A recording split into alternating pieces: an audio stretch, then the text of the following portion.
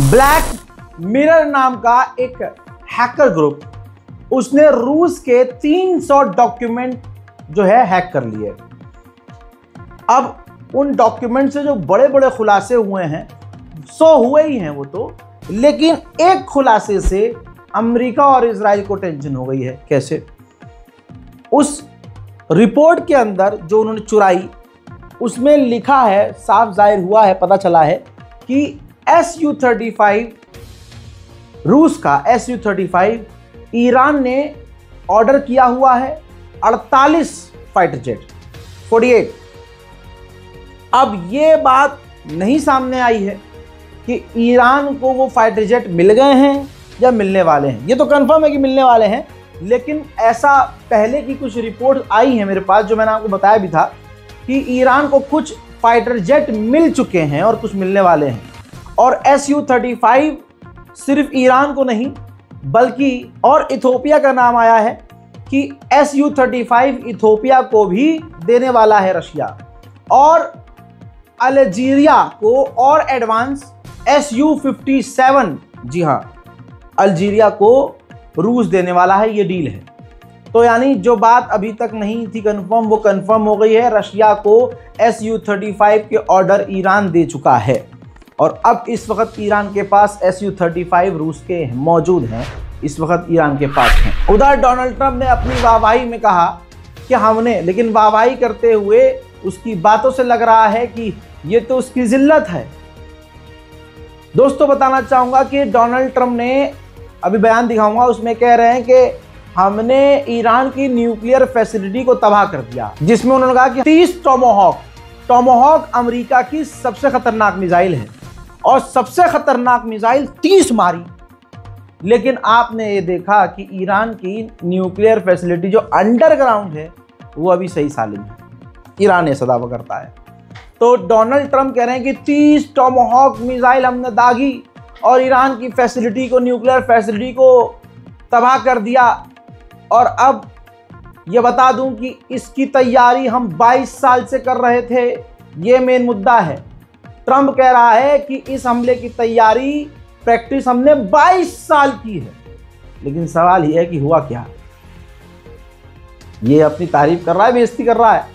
इसके बाद ट्रंप ने कहा कि ईरान की न्यूक्लियर फैसिलिटी हमने तबाह तो कर दी है, लेकिन ईरान दोबारा बना सकता है न्यूक्लियर, और अगर उसने ऐसा कुछ किया तो हम उसे देख लेंगे।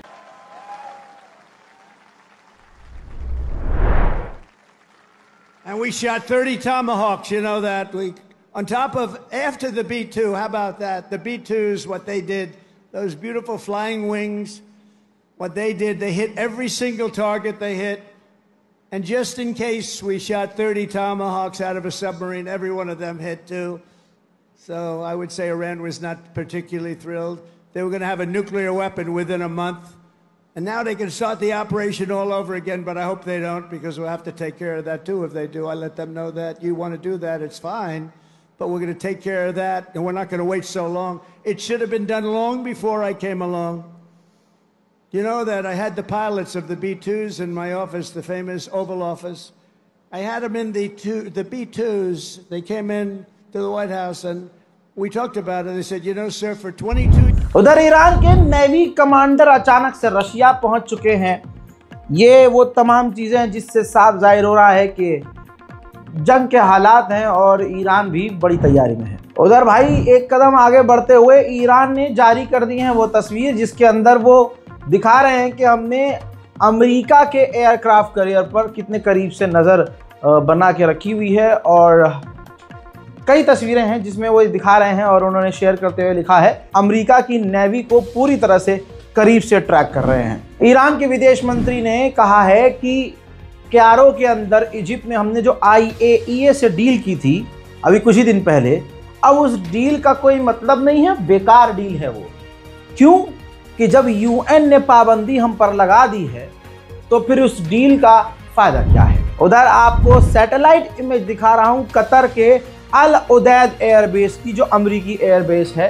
वहां पर आप भारी मात्रा में देखिए, कम से कम 30 टैंकर नजर आ रहे हैं। भाई 30 टैंकर की बात आप समझ नहीं पा रहे हैं। एक टैंकर कई मर्तबा एक फाइटर जेट को रिफिल कर सकता है। और ऐसे में 30-30 टैंकर अगर अमेरिका के वहाँ पर खड़े हुए हैं तो ये किसी की बारात में तो जाएंगे नहीं। तो ये क्लियर है कि जंग की तैयारी दोनों तरफ से नजर आ रही है। हजरात, IAEA के चीफ ने पल्ला आखिर झाड़ लिया जंग से। जो पिछली बार जंग हुई थी 12 डेज वॉर, तो वाहिद मैं बार बार ये कह रहा था कि ये जंग IAEA ने करवाई है और IAEA ने ही मौका दिया है, क्योंकि IAEA उस वक्त बार बार कह रहा था कि ईरान परमाणु बना रहा है, ईरान परमाणु बना सकता है, ईरान परमाणु बनाने के करीब है।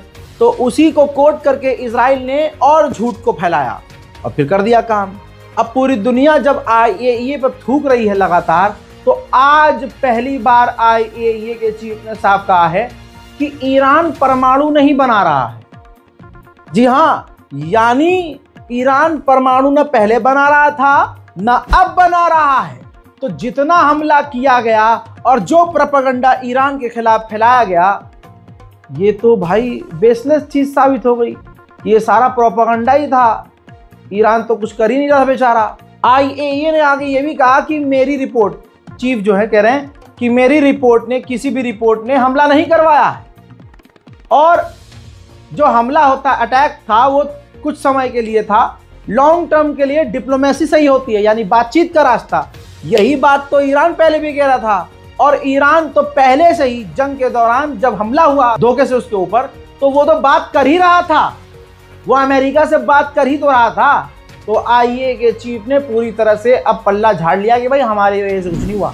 मैं आज भी कहता हूं, मैंने पहले भी कहा था कि जब ईरान पर अल्लाह ना करे हमला होगा, तो ये अरब देश जिन पर हम कभी कभी नाज कर लेते हैं कि चलो भूले भटके ये काम अच्छा किया, ये बढ़िया बोल दिया इन्होंने, ये साहब ने अच्छा कह दिया, ये शेख साहब ने बढ़िया कह दिया, ये तमाम देश ईरान के खिलाफ होंगे। कोई साथ ईरान का नहीं देगा। आज वो बात दबे अल्फाजों में सामने आ गई है। ईरान के कमांडर ने कहा कि हमने आसपास के देशों से, आसपास के देश नहीं, आसपास के देशों से नाराजगी जताई है ऑफिशियली कि आपने अपनी जमीन और आसमान को अलाउ किया 12 डेज वॉर में कि इजराइल आपकी जमीन, आपके आसमान का इस्तेमाल करके हमारे खिलाफ ड्रोन और मिनी ड्रोन लॉन्च किया, और जिसने हमारे मुल्क में हमला करा आपकी जमीन का इस्तेमाल। پهپادها رو متوقف کرد. یعنی ما از نزدیک از مرز دیدیم بلافاصله این هماهنگی خوبی که با مرزبانان مقابل داریم، این اقدام هم انجام گرفت و اینا. ما اعزام تیم‌های مهندسی، امدادی و پزشکی رو با تجهیزات و آمبولانس‌هایی که در اختیار داشتیم، استان‌هایی که مورد هدف دشمن قرار می‌گرفت حتی در تهران انجام دادیم. خب شما مستحضر شدید در زمان بازگشت حجاج بیش از 85,000 نفر از حجاج از مرزهای ما، یعنی از مرز مهران و مرزهای دیگر وارد کشور ما شدند که خود این سختی کار خودش رو داشت و بالاخره هواپیما کمتر رفت آمد می‌کرد. पूरे मिडिल ईस्ट में इसी इजराइल का आतंक है, दादागिरी है। जोलानी सीरिया का डील के लिए खड़ा हुआ है, पेंट उतार के कि भाई साहब हम डील करने को तैयार हैं। और इजराइल क्या कर रहा है, तस्वीर देखिए। इजराइल की सेना सीरिया में ग्राउंड पर है, सीरिया के दूसरे इलाकों में घुसी है। ये तस्वीर सबूत दिखा रहा हूँ। और घुसने के बाद उन्होंने कईयों को गिरफ्तार किया है, कईयों को मारा है और तोड़फोड़ मचाई है और रेड करी है। इस तरह से ये अपने रेड को, यानी दूसरे देश में घुसपैठ को रेड का नाम देते हैं। और सीरिया के अंदर इजराइल ये रोज कर रहा है। कुछ लोगों का पसंदीदा जोलानी पूल खेलता रहता है। अब सुनिए, वहाँ की जो SDF है, कुर्दिश जो लड़ाके हैं सीरिया में, वो जोलानी से भिड़ रहे हैं। अब जोलानी पहले उनको मार रहा था। हर देश में होता है एक ग्रुप जो खिलाफ होता है, लेकिन ये SDF काफ़ी खतरनाक है। ये वही ग्रुप है जो तुर्की पे भी हमले करता है, बॉर्डर के इलाकों में। कुर्द के लड़ाके इनको कहा जाता है, और ये ईरान में भी हमला करते हैं, कुर्दिश। तो आपको बता दूं कि इस वक्त इतनी खतरनाक झड़प चल रही है कि सीरिया की जोलानी की फौज और जो कुर्द के लड़ाके हैं, दोनों के बीच गोलीबारी, बमबारी हो रही है। देखिए,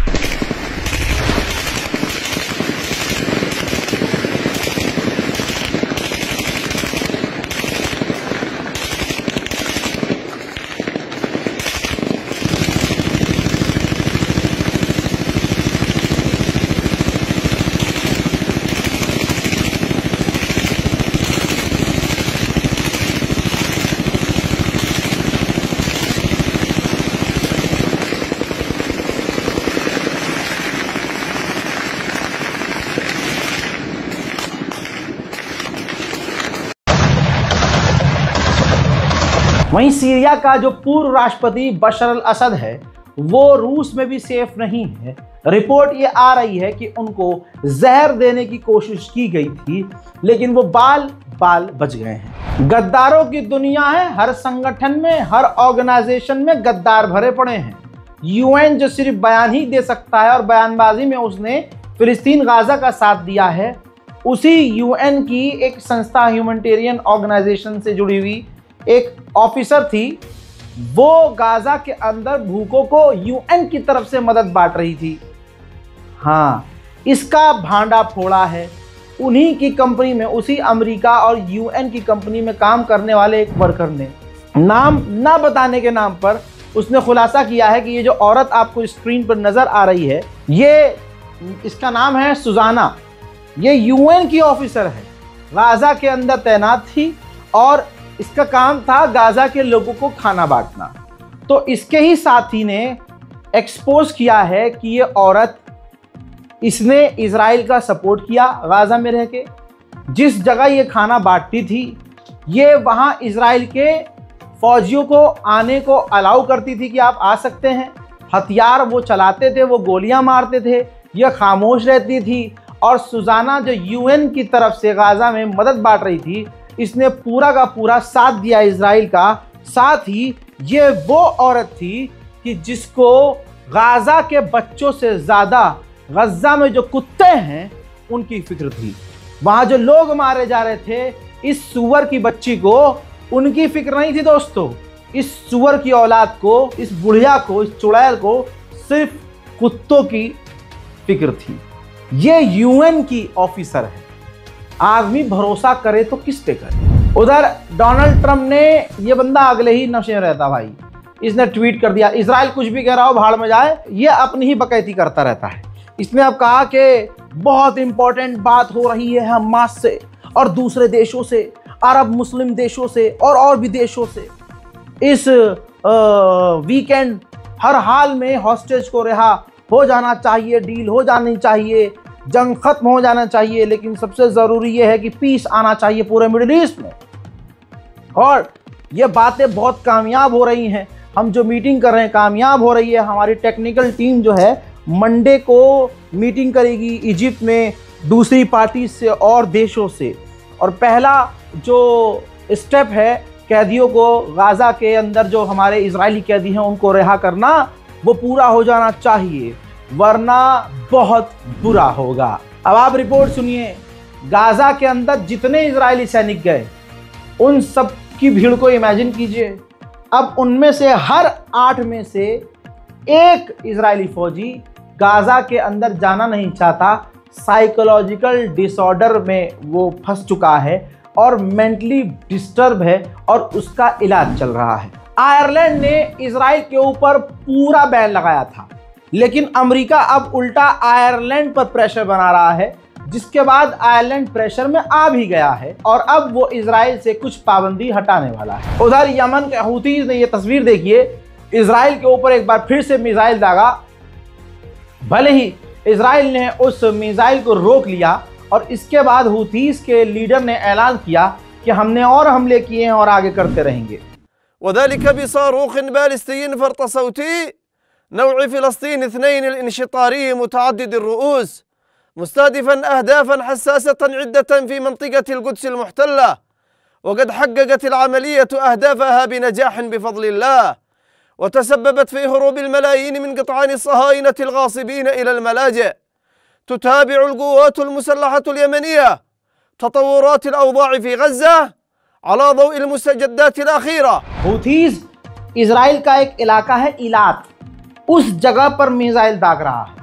वहाँ भारी तादाद में यहूदी रहते हैं, तो इजराइल ने वहाँ पर 5 से 10 नए बॉम्ब शेल्टर बना दिए हैं। दोस्तों, नेदरलैंड का दीन से, इस्लाम से कोई लेना देना नहीं है, उनका इंसानियत से लेना देना है। आज हिंदुस्तान का एक सड़ा हुआ समाज मुसलमानों को दिन रात गरिया रहा है, बिना ये देखे कि उनके यहाँ कितनी गंदगी है। मुसलमानों की नफरत में ये राक्षस बन चुके हैं। रावण भी इनके सामने बच्चा है। आज आप देखिए नेदरलैंड में करोड़ों लोग फिलिस्तीन के समर्थन में सड़कों पर उतरे हुए हैं। नेदरलैंड का क्या मतलब फिलिस्तीन से भाई? लेकिन देखिए, जहां बात इंसानियत की आती है, इंसान के बच्चे खड़े होते हैं, वो गंदे गलीज नाजायज पड़ोस की पैदाइश हमेशा फिलिस्तीन का और मुसलमानों का विरोध करते हैं। नेदरलैंड में पूरा ही देश सड़कों पर नजर आ रहा है फिलिस्तीन के समर्थन में।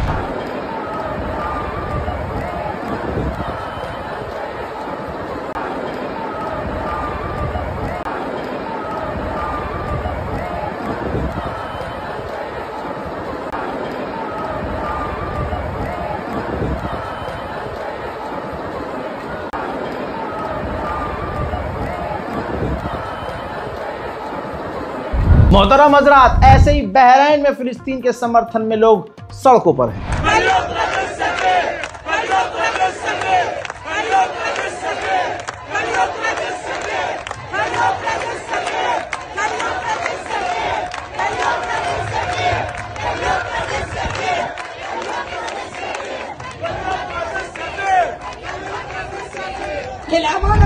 उधर तस्वीर देखिए अब ये इटली की पुलिस फिलिस्तीन के समर्थकों को बुरी तरह से पीट रही है। वहीं में दोस्तों पाकिस्तान, पड़ोसी मुल्क पाकिस्तान के अंदर भी फिलिस्तीन के समर्थन में लोग सड़कों पर हैं।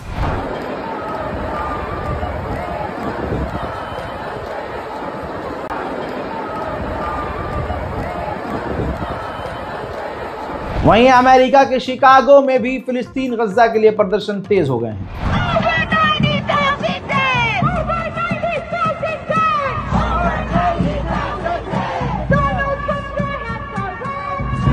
तुर्की के शहर इस्तांबुल में फिलिस्तीन के लिए प्रदर्शन जारी है।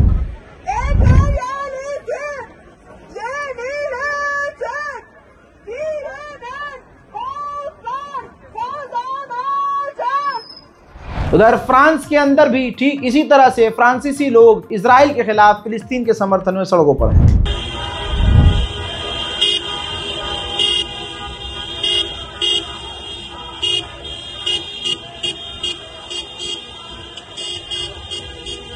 मोहतरम हज़रात, मोरक्को में भी यही हाल है।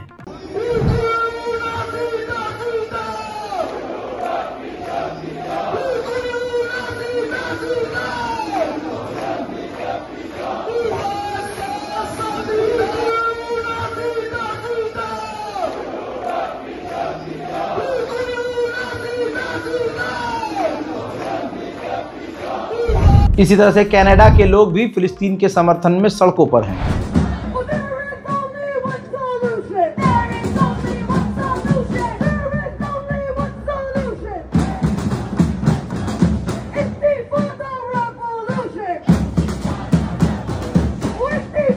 साउथ कोरिया, जहां प्रदर्शन नहीं होता है, वहां भी फिलिस्तीन की आवाज बुलंद है।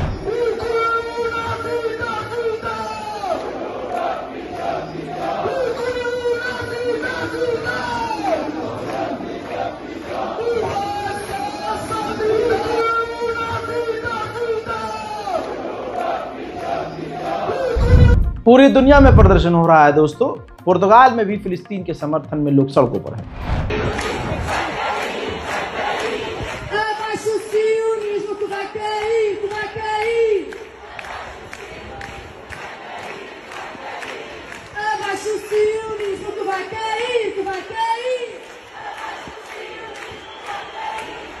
स्पेन में एक कंपनी है जो इजराइल के साथ काम करती है। स्पेन के लोगों ने उस कंपनी में जाकर तोड़फोड़ कर डाली है।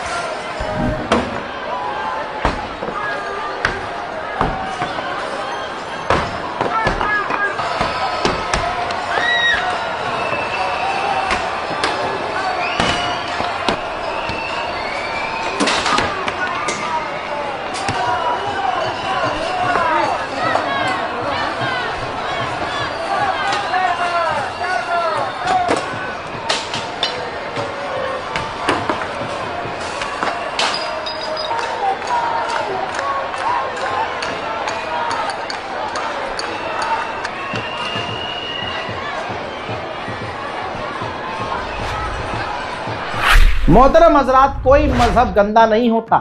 यहाँ बैठे हुए नेता और कुछ अंधभक्त गंदी नाली के कीड़े मजहब के नाम पर नफरत फैला रहे हैं। यहूदी भी आपको अच्छे और ईमानदार नजर आएंगे। अमेरिका में एक छोटा सा यहूदी बच्चा साफ साफ कह रहा है कि मैं यहाँ 6 घंटे से प्रोटेस्ट कर रहा हूँ और मैं आपसे ये कहना चाहता हूँ कि इजराइल की गवर्नमेंट जो कर रही है, हम यहूदी उसको सपोर्ट नहीं करते हैं, ये हमारा मजहब नहीं है।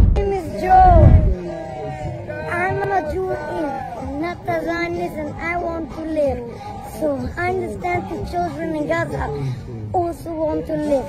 We come now from New York 6 hours because we want all of you to know that we strongly oppose what Zionism doing in Gaza to acquire occupation all over Palestine, strictly against our holy Torah. Thank you very much.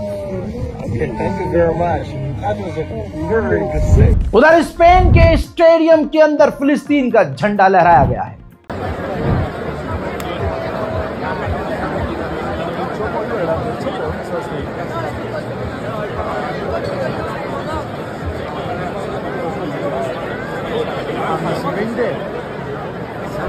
उसी stadium के अंदर जितने खिलाड़ी आए सबने फिलिस्तीन का झंडा लहराया और जो फिलिस्तीनी रेफ्यूजी थे उनको इतनी इज्जत दी गई कि उनको स्टेज पर दिखाया गया।